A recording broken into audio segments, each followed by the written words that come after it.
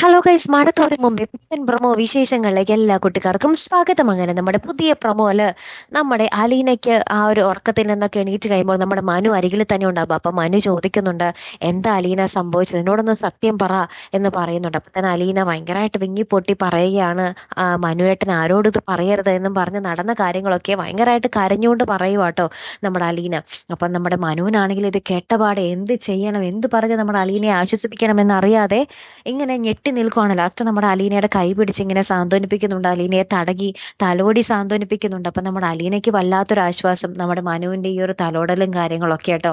അപ്പൊ രണ്ടുപേരും കൂടി ഇങ്ങനെ ആ ഒരു പ്രശ്നം പറഞ്ഞുകൊണ്ട് ഇങ്ങനെ ഇരിക്കുകയാണ്. അപ്പുറത്താണെങ്കിൽ നമ്മുടെ വൈജയന്തി ഭയങ്കര പ്രശ്നം നമ്മുടെ ബാലചന്ദ്രന്റെ അടുത്ത് പറയുന്നുണ്ട്, നിങ്ങൾക്ക് അവളെ വല്ല ഗവൺമെന്റ് ആശുപത്രിയിലും ചികിത്സിച്ചാൽ പോരാർന്നോ, അവിടെയും കിടക്കുന്നത് രോഗികൾ തന്നെയല്ലേ എന്ന് പറയുകയാണ്. അപ്പൊ നമ്മുടെ ബാലചന്ദ്രൻ പറയുന്നുണ്ട്, അലീനയ്ക്ക് അതിൻ്റെ ഒന്നും ആവശ്യമില്ല, അവൾക്ക് രണ്ട് കെയർ ടേക്കറാണുള്ളത്, ഒന്ന് മനുവും പിന്നെ ഈ ബാലചന്ദ്രനും.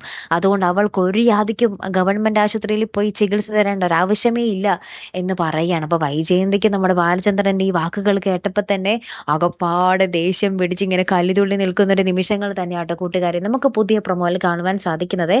ഇനിയാണ് ഇടി ബഹളം മേളമൊക്കെ തുടങ്ങാൻ പോകുന്നത്. കാരണം മനു സത്യങ്ങളൊക്കെ അറിഞ്ഞു കഴിഞ്ഞു. ഇനി രോഹിത്തിന്റെ നേരെയും ഹരിയുടെ നേർക്കും ചോദ്യങ്ങളൊക്കെ ആയിട്ട് വരുന്ന ഒരു മനുവിനെ ആയിരിക്കും നമുക്ക് കാണുവാൻ സാധിക്കുന്നു. ഒപ്പം തന്നെ നമ്മുടെ ബാലചന്ദ്രനും ഉണ്ടാവും അല്ലെ.